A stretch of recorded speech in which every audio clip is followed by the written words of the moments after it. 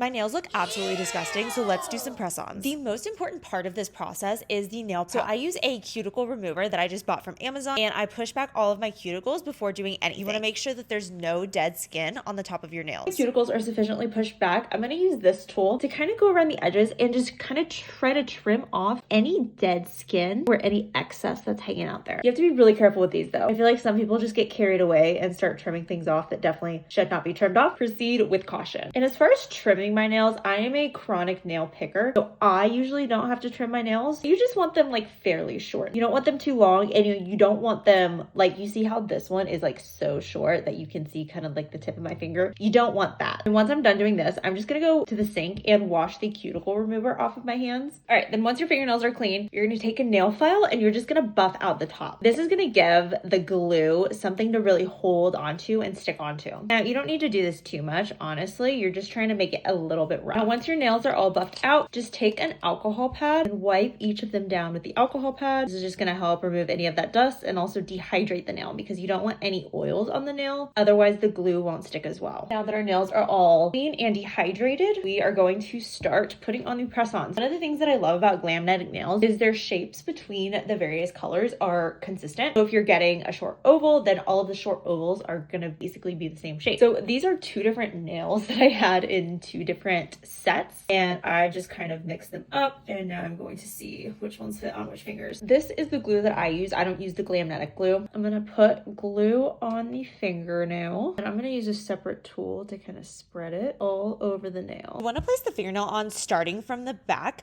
to make sure that there's no air bubbles in there. And then the last step is to try to wait as long as possible before getting them wet. Usually try to wait at least 2 to 3 hours before I wash my hands or shower or do anything. And yeah, these will usually last anywhere from 2 to 3 weeks.